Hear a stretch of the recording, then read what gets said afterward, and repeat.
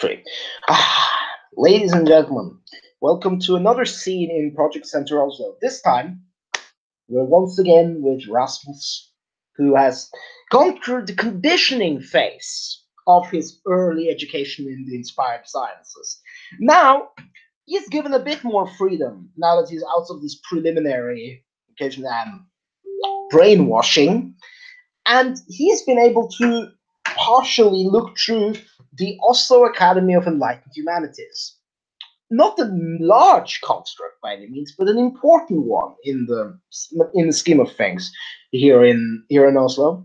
It is, after all, with the ivory tower and the New World Order, the management where the power and management truly lies. At least so they have told him if he is asked. The construct is a wondrous place. It's in a very neoclassical style. It has some very nice marble columns and young hip a cafe for student cafe if you're ever in it. It has really good cinnamon buns and Danishes. So that's something. For sure, when you're done with whatever classes or tasks you've been going through. Beyond that, the place looks actually kind of like just a university with a very big budget put into interior decor. Like there's classrooms and lecture halls and there's a library, a pretty impressive library, but you've been given limited access there. You've also seen at some security, you have actually seen some automata, robots walking around that you still see clearly are like robots with complicated wiring and stuff, but from an aesthetic perspective seem to have been inspired by classical bronze, ancient Greek automata and stuff. So that's an interesting look, but they don't move like that for sure. It's truly a fantastical place for science, but it's not as much as the hard sciences as more of the social sciences, and particularly with focus on humanities here. With Erasmus' education into the Union, he has been put on to get some advanced degrees. And by advanced degrees, I mean enlightened degrees in the inspired sciences. Primarily a psychodynamic studies with focus on literature as the primary, with literature, history, rhetoric, and classics used as a focal point in helping to shape his education there. And it's in one of these one-on-one classes, because there aren't that many new enlightened people around, so these are preliminary classes. His lecturer is his supervisor, Henrik Fossum, who's one of the most prominent academics within the structure. You get to sit in this nice, cool classroom with a very nice tablet computer that you can write on instead of your old laptop. This one has a much better keyboard attached to it. Or you can use the touchscreen if you want to write like that. But if you would be frowned on a little bit by your supervisor. It's made it kind of clear that touchscreens, while cool, aren't the coolest thing to write on. You need a proper keyboard. That's his opinion. Well, anyway, to describe him, he is an older fellow with a bit, not that wild hair, but he doesn't care as much about his appearance as some do. He's very much the kind of stereotype of not an empty-headed academic, but a professor that's, he has had that same jacket for a few decades now. Like Doc Brown from Back to the Future, or not quite Doc Brown, but sure. He's very. He's actually very much like Doc Brown in that it's his work that he's focused on. So you can't really talk to him about sci-fi or movies or something. He's very much but this is not. This is not relevant to what I'm doing. So whatever. Now, so you've been given a few school books. One of them, which is translated to Danish, in the rhetorics in Rhetorikens Have, or in the Garden of Rhetoric. Mm. It's a book written by a Norwegian author that specifically is giving you an education in rhetoric, specifically with focus on classical rhetoric, and that's what's going to be used today. So As you're sitting around in the classroom waiting, your supervisor Henrik steps in through the room and down the small staircase down to the nice board that stands there. Unlike some of the other classrooms, this is a normal board and not a high tech board with like electronics and shit to it. It's a normal board with chalk. Like it's a bit old timey, but I mean, if it works for him, then whatever. He starts writing. Enlightened Rhetoric 101. And Rasmus immediately starts taking notes. He turns to Rasmus. So, based on your preliminary education in inspired science, I understand that you have a focus on psychodynamics. For those who don't know technocratic vernacular, that's the mind sphere. Mm. He doesn't say that. I'm the storyteller telling it to listeners. He writes that in terms. Psychodynamics is the understanding of people, and particularly when I say people, I mean minds and the way they work. And there are many branches of psychodynamics. Progenitors will tell you about all the or some of the more heavy-handed agents in the New World Order. They tell you all about the way drugs and certain and other substances and flashing lights and how they can affect your brain and in turn your mind and can be used to alter perceptions, instill loyalty or other emotions, and so on. But what we practice here in the academy is a much subtler form of psychodynamics, which is he pulls a circle around Enlightened Rhetoric 101. Rhetoric is our tool. Why drug a man? Why beat someone? Why bribe someone? Some syndicate members are known to you. If you can give the right bribe, you can always convince someone. That's their way. They deal with money. And that's understandable. But why go to such levels of force when you can convince someone to do practically anything with a well-constructed argument?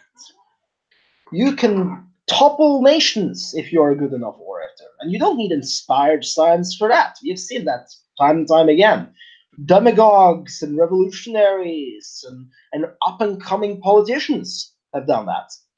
Like look at Bernie Sanders in America. He uses a very simple but a very efficient form of rhetoric to combat other politicians there, which is the masses there have found appealing. And this is what we can teach you here. Enlightened rhetoric to its highest potential. And with it, not only the ability to convince others, but the better ability to understand what others think. He says, and turns around to write once again. So, now he says that and he turns to write again. He writes rhetorical situation. When you are to convince someone using psychodynamics, it's often useful to know what the situation is.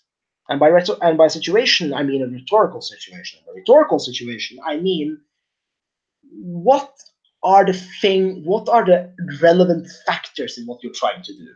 Let's say, to use something that you use would understand. Let's say you were going to a disco. As you can see, it's really hip. Let's say you're going to a disco and you want to convince someone there. Let's say you don't have proper identification to get in, and you want to talk to the doorman to see if you can be let in or not, right? And let's say you want to use inspired science for this. It's a frivolous use of the art, but the example will serve. And let's say in this example that you are a younger fellow. Let's say you're around 18. You don't have to be, but let's say you are, right? And you don't have much in terms of facial hair, and due to your socioeconomic standing, you don't have the best clothing. Those are things that speak against you. that it hampers your credibility when you try to claim that you're old enough to get inside.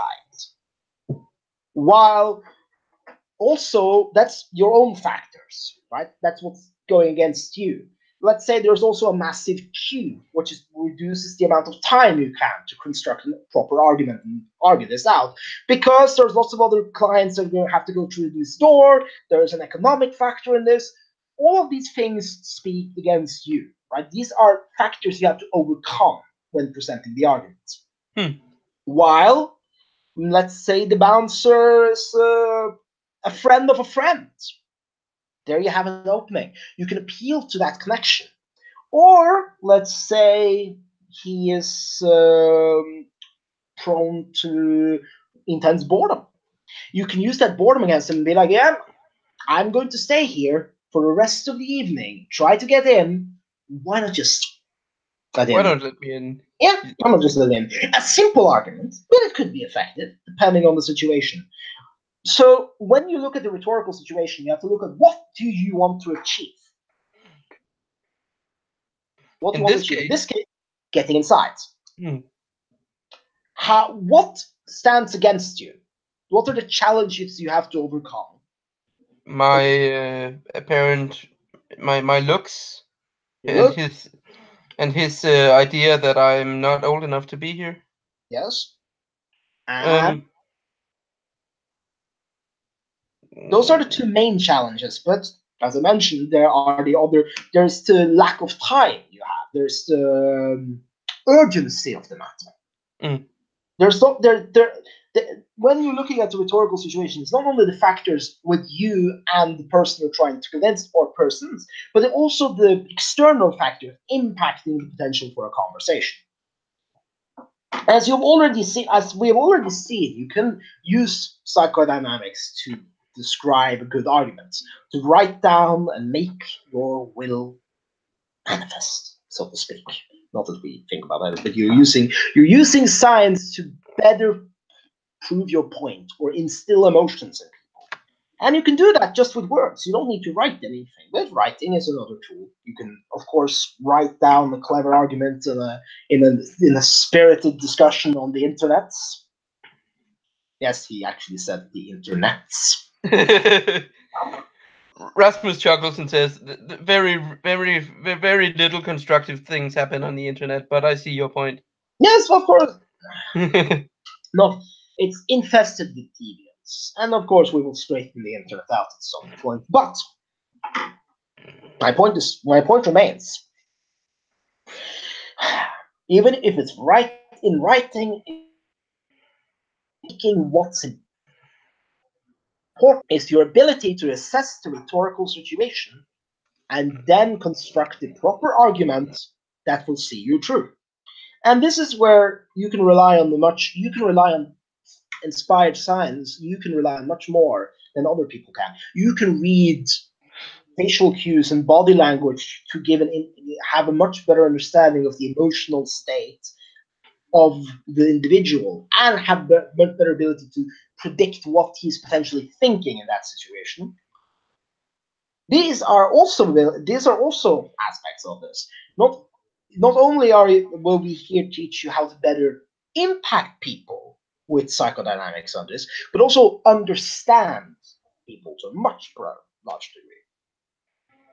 And since you already have a literary background, when we are done, your novels will have a much bigger impact on the world consciousness than they presently do.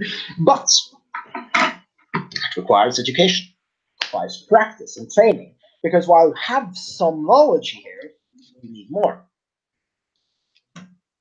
And I've seen you've been tested. I've seen the tests you've gone through, and they've been promising. And that's always important. That's always good. It's always good to work with promising candidates. And now he's going to start like babbling to himself a bit. Because he gets caught up in his own thoughts about all of this stuff before he like shakes it. Anyway, I read your file, but just for record,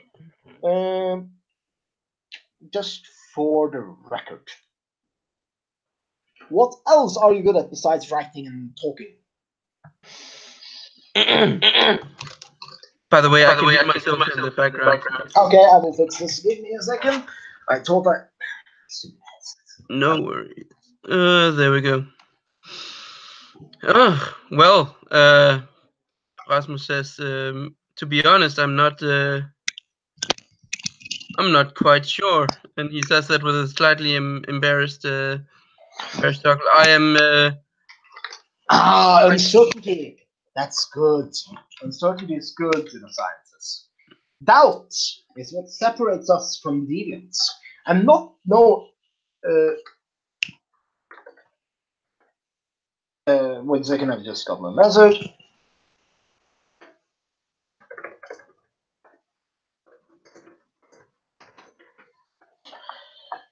Okay. Anyway, so doubt is good.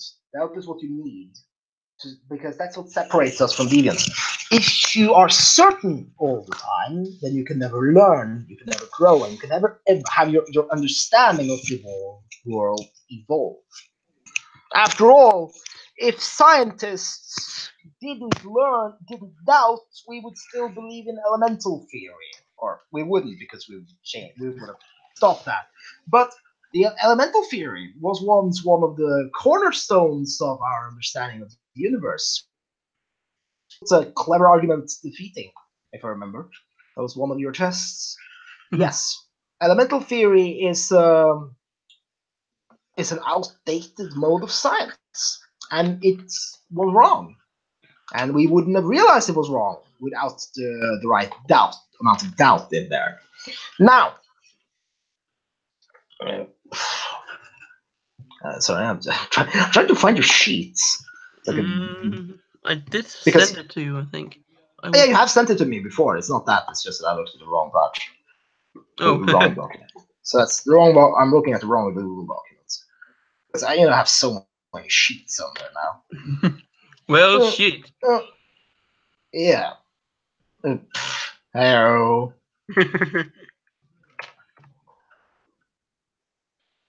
Oh, there it is. Yes, computer we can load. Anyway, he's actually going to go up and boot up on a laptop on there and be like, okay, look up your file. Yes. Yeah, you have a good academic education. That's good. Literature science, I presume. Yeah, that's clearly literature science. Or not, literature studies, I mean. Yes. Potential for researcher. Yes. I see what you're doing. I see what you have. You have a lot of enlightened potential based on indications here. Temporal science, tropic, state control. Yes. Yeah, okay. That's what Gloria needed. So, before we can go on, an important part of constructing a well-formed argument is understanding what is the necessary elements of an argument. Later we will talk about your other fields of inspired science, but thirdly I want to focus on your main one, just because that's the one you have most aptitude to show results early on. Perhaps you clap your hands together. Now, what goes into constructing a clever argument? Well, basics of it, and I'm going back to the basics, even if this has been covered in your literature education at some point. Ethos, logos, and pathos. Those are the three core elements of an argument. Pathos, the emotional aspect of an argument. Let's use a commercial. You have seen those commercials where you see commercials for saving children in developed nation, right? Like for starving children, right? Yeah, of course. Yes. And you, of course, understand that the children, the starving, but still semi-attractive looking children that look up with puppy dog eyes at the camera, that's meant to be a form of argument. It's meant to appeal to the viewer's emotions. And there will not be too bold text, but there will still be notable text above it telling them about, so many people die, are injured every year, or so many people go without food. And that might well be true, but that argument is primarily meant to manipulate your emotions. And that's the pathos. That's the emotional. It's a textbook case of argumentum ad misericordiam, he says. Exactly. Then you have logos, the logical aspects, facts, reason. What we in here in democracy love so much, reason. And what we see here, and what we see with most arguments, is that things can often be portrayed as reason without actually being reason. People can present wrongful facts as facts. That happens often.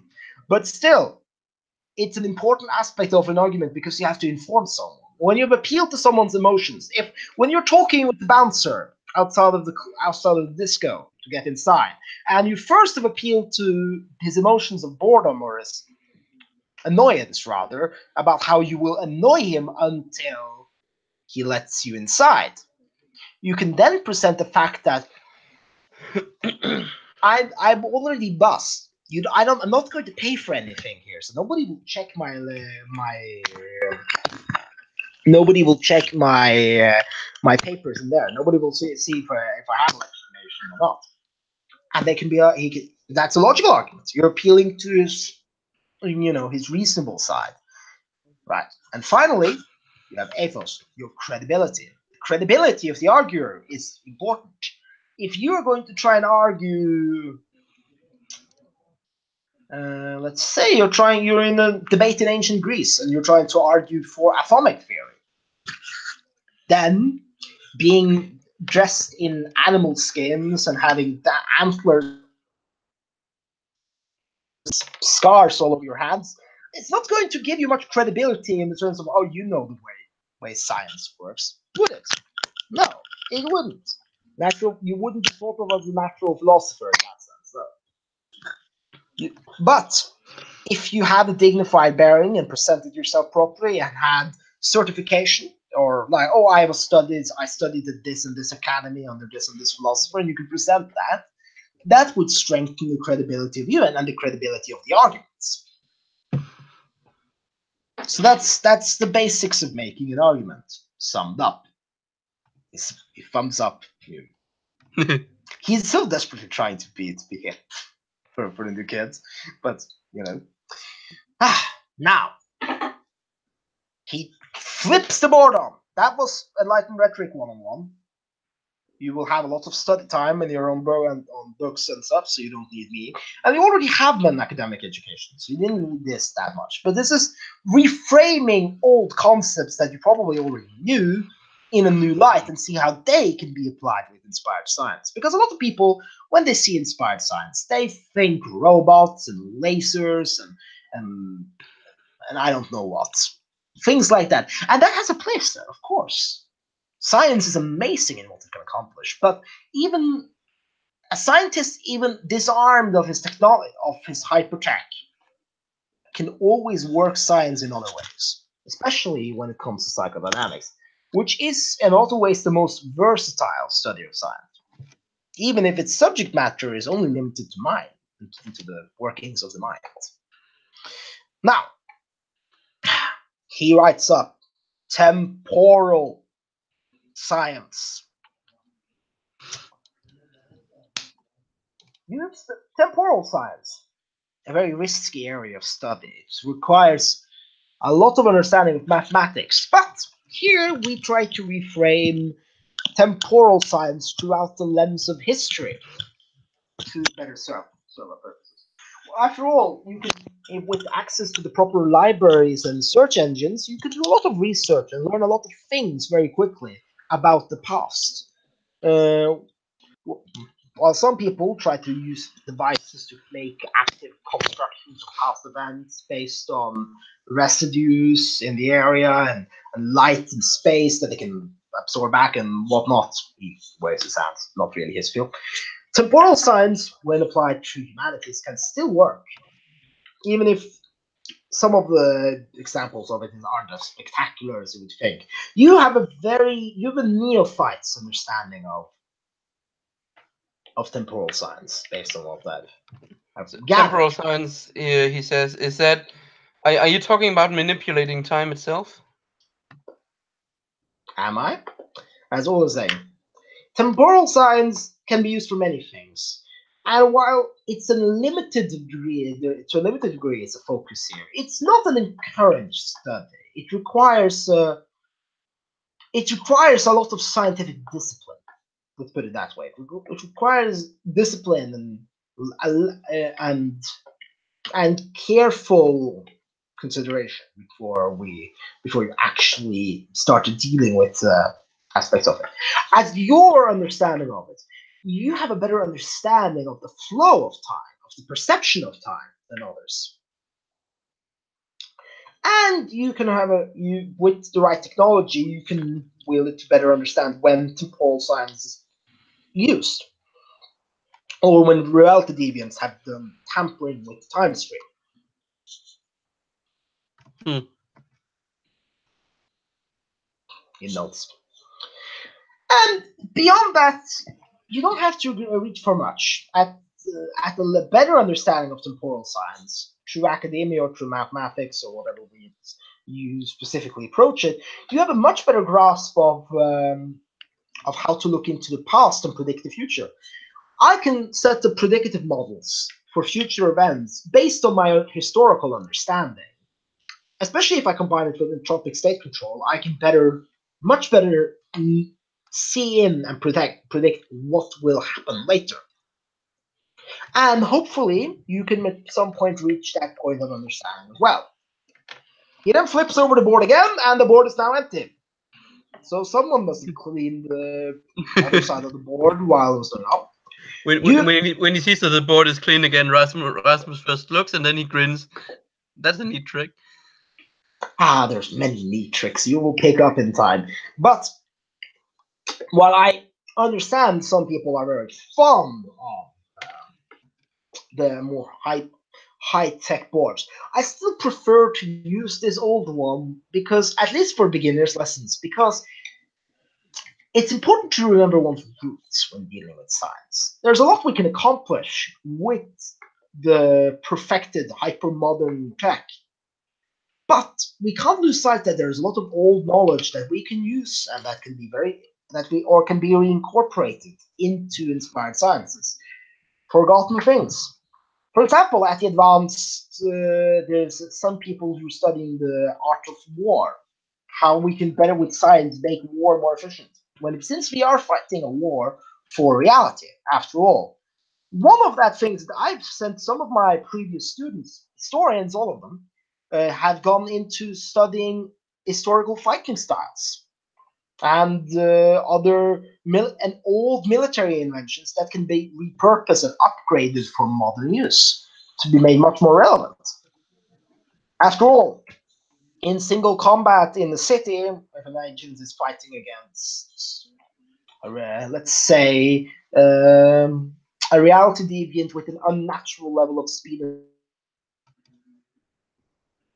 fight the person in hand-to-hand combat, and elevating those techniques to an enlightened form is a useful trick. It's a useful level. It's a practical way to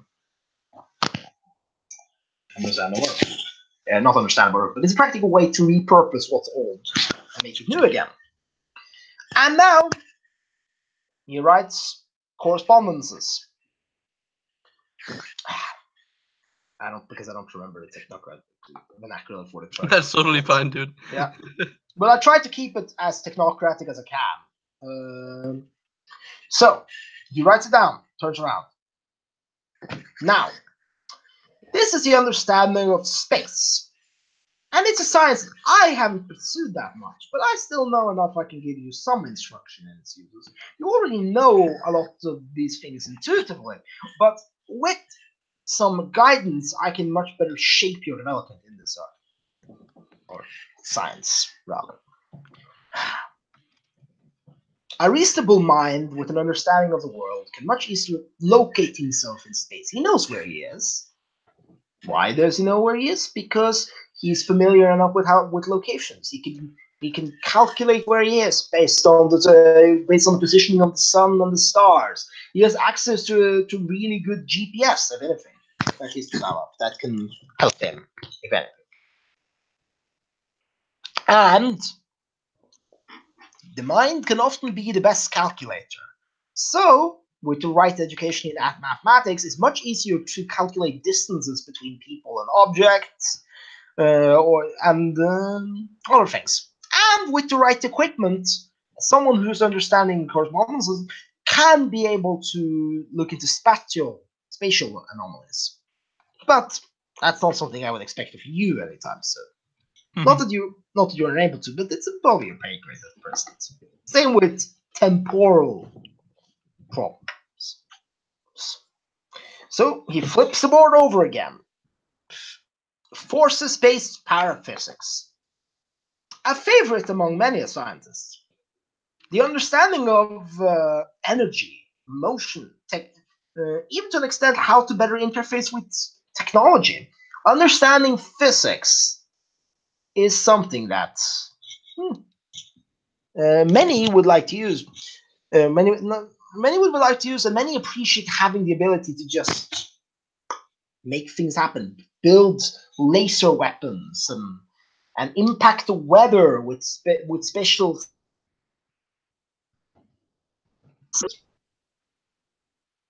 You are much better at calculating. I noticed how you had to calculate the cold of a room, for example, if you remember that test. The lack of force or the lack of heat specifically in that room. But when he mentions that, he Rasmus shudders a little as he remembers it. He knows. He nods with an understanding smile. We've all been there. We've all been there. Now, later in your education, I will teach you how to build the right kind of lenses that you can use to look at see X-rays or look at the infrared spectrum, and be able to and build scanning devices for how to better detect energy. And of course, I will work with you on your basic mathematics, so you will be much better equipped to calculate things when you don't have devices on hand that you can use. That's all. But as I said, I think while the art is flashy, I think it's a bit quaint. He turns the water ground again, and he looks at you. Now, you have also access to entropic state control. A delicate science. A difficult science to understand. Studying probabilities and understanding how to break things down. It's a discipline that can carry with it a lot of temptation. Some among the syndicates are they wield it to impact the economy. They build and break empires using their understandings of probabilities and how to affect them. But such an ability, like the ability of psychodynamics, when wielded by a reckless scientist, can lead to a lot of damage on a large scale. Which is why it's very important to understand that this is primarily it's a tool meant for subtle uses. Whereas forces-based, all inspired science is, but whereas forces-based paraphysics often is used for combat purposes, making missiles capable of blowing through the defenses of a reality-deviant stronghold, for example. Entropic state control is a much more careful art that has to be wielded responsibly. But in time, I will teach you how to better see the flaws in objects and people. I can teach you how to, in time, I will be able to teach you how to see the flaws in someone's mind using psychodynamic understanding of combining entropic state control with psychodynamics. You will be able, using advanced studies of body language and modern psychology, you will be able to determine where the weak points in someone's mind is to better be able to influence them, for example. And at this he smiles with a kind of smirk on his face. You will also, as you've already been doing, be able to predict events. Simple event, sure, because you can calculate it. It's a simple mathematical equation all in all to determine what's the likelihood of a coin flip. And if you know enough of the factors, you will be able to know exactly what that coin flip will be. And that's that's a good thing too. It says. And also, you will be able to use this to spot imperfections in arguments and in other things, not just people's minds and in objects as well. Anyway, now we're going to repeat that to me, and we're going to start taking some notes, and I will give you some reading assignments for the next lesson, which will be in 2 days. He has actually a very weird clock, kind of like a smart clock, but it extends out. Mm-hmm. So like your professor, he takes out. He has like what looks like an old-timey clock, but when he looks at it, it extends out to like a portable like screen, and with a tiny like electronic pen, he writes on it and stuff. And then he closes the clock down to a normal like old-timey clock again. Anyway, now time to take some notes. So we go through the reading material, and that will be all for today. And now you have gotten some insight into the way technocrats are educated early on, especially members of the Ivory Tower. So that's been the scene for now. It's been a bit of a passive scene, but I'm totally fine, dude. Yep. Thank you, everyone, and we will be around later.